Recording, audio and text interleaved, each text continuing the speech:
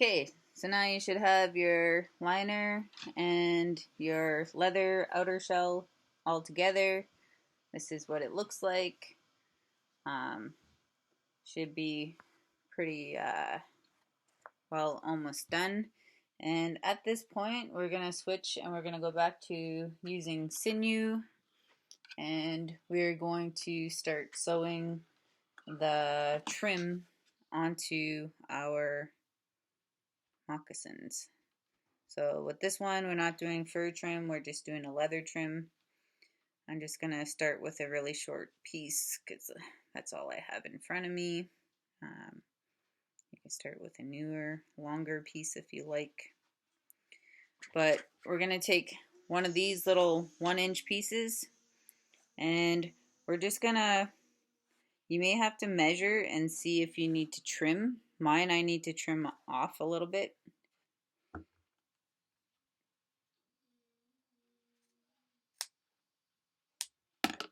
Some of them I measured exact, so some of them you won't need to trim them and some of them you will.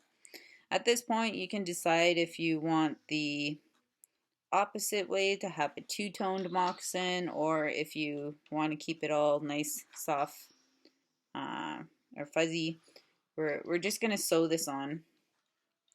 I'm going to trim this little tail a little bit so it's not sticking up so much.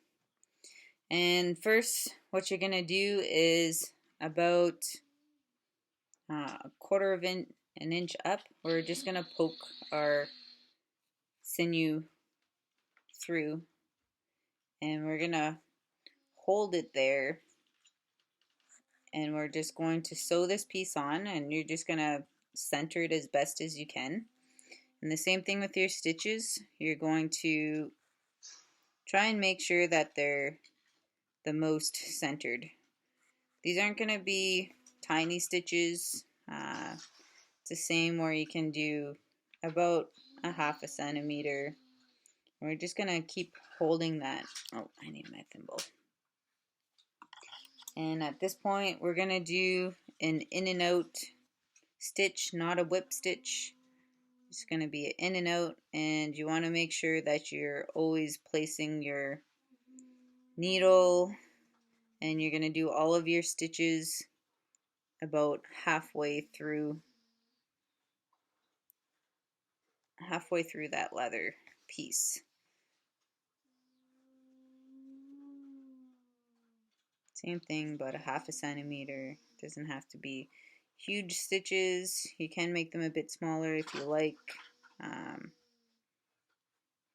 And we're just going to continue all the way to the end until this piece is on.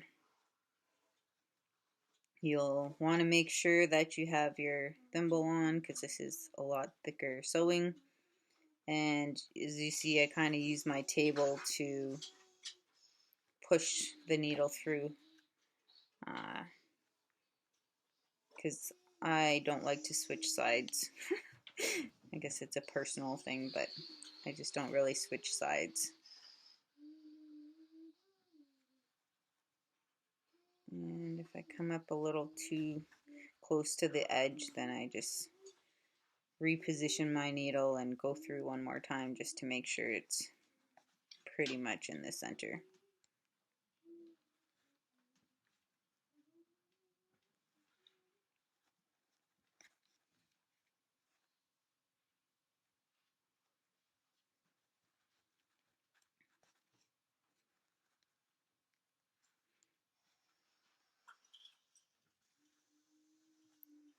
Your last stitch should be pretty close to the end, but not right directly on the end.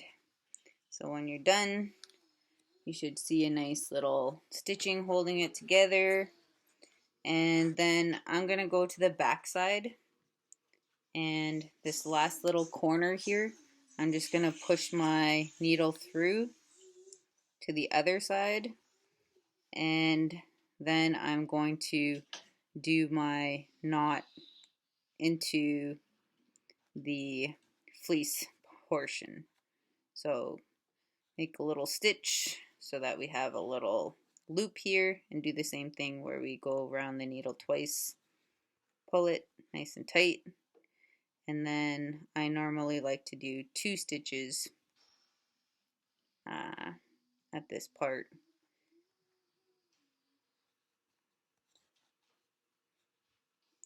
Or 2 knots, I mean, not 2 stitches, but another knot. And that will ensure that it's gonna stay nice and tight where it is. So that's what it should look like on your top of your vamp. So now all of our thread is hidden there. You can't see the top of the white threads.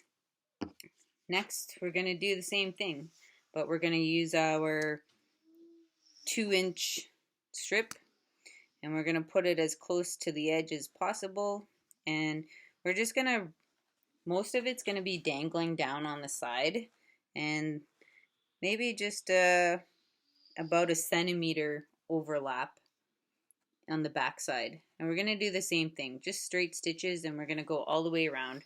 And we're not going to trim it until we get to this end, because sometimes if you stretch it a bit, then we don't want to cut it too short. So I'm just going to leave it right till there, and I'm just going to sew all the way around doing the same method.